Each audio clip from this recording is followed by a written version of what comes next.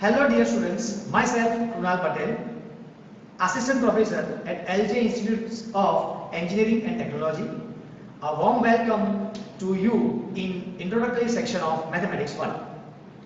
As you have taken admission in engineering, you might be curious to know why we are studying mathematics in engineering. So let's take a tour of why, when and where mathematics is applied in engineering. Now let's begin with brief idea about the syllabus of Mathematics 1 along with its few applications. In all, there are 6 units. Firstly, let's have a look at the contents of Unit 1, that is matrices. A matrix is a rectangular array of numbers, symbols or expressions arranged in rows and columns. The topics we will learn in matrices are displayed here. Now let's have a look at the application of matrices. First one is image processing. Here images are represented as matrix, and matrix operations are applied to obtain different results such as restoration, blur the image, increasing or decreasing the brightness of picture, etc.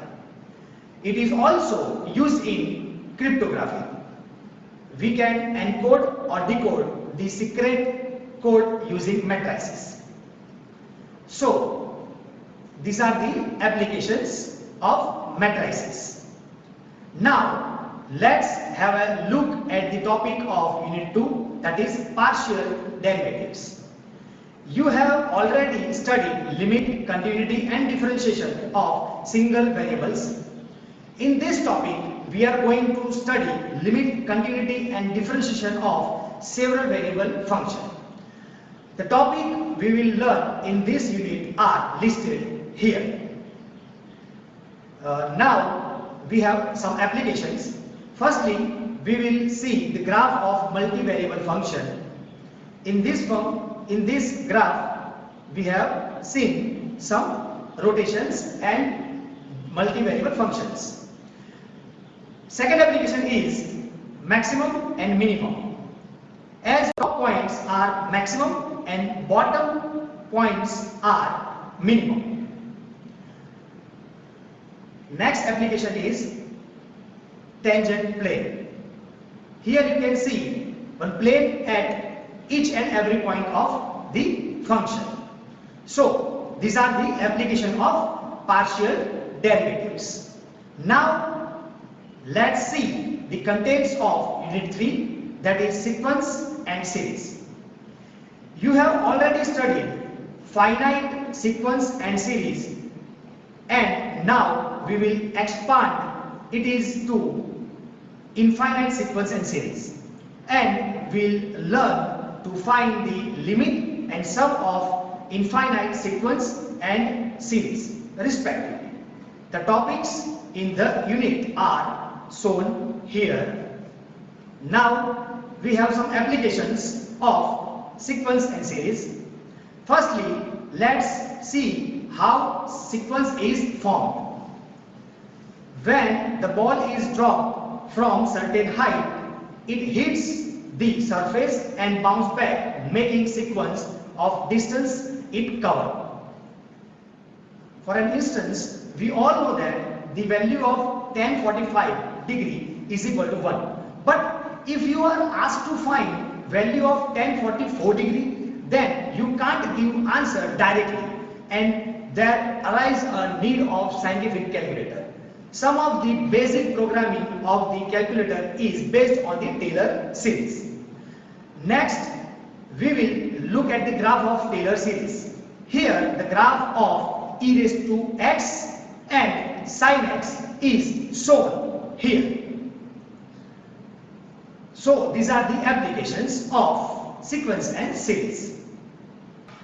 Now let's have a look at the contents of Unit 4, that is Fourier series. Fourier series decomposes a periodic function into an infinite sum of sine and cosine functions. The Fourier series is used to generate various standard signals. The topics we will study in this unit are periodic function, Dirichlet conditions, Fourier series of 2 pi and 2L periodic functions, Fourier series of odd and even functions, and half-range Fourier series. Application of Fourier series is the formation of sawtooth wave. And here you can see the graph. Sawtooth wave is known for its use in music. Also, in the formation of square wave, on adding infinite sine components, the resonant signal is a square signal. So these are the application of Fourier series.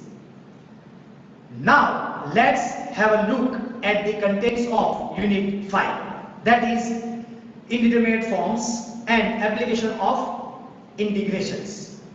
The forms such as 0 by 0, infinity by infinitive, infinitive minus infinitive, 0 into infinitive, 0 raised to 0, 1 raised to infinitive, and infinity raised to 0 are called indeterminate forms. The topics we will study are shown here. Now let's look at its applications. It's used to find volume using Wasser method. You can see in this graph how we can use integration in Wasser method.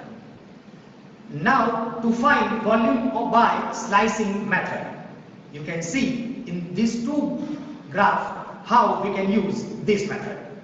And to find volume by shell method, you can see how we can use this shell method. So these are the application of integration. Now the last topic of Mathematics 1 is Unit 6, that is multiple integrals. You are familiar with single variable definite integral. In this topic we are going to study in double integration and triple integration over general region. Now let's have an application of multiple integral. It is used to find area over a region R. You can see in this graph how we can find the area. And it is also used to find volume over a region, is also shown in the graph you can see. Lastly, let's have a look at the syllabus weightage, which is shown here. In all, we had a brief idea of what we are going to study in Mathematics 1. Hope to see you soon in next video lectures of Mathematics 1. Thank you for watching this video.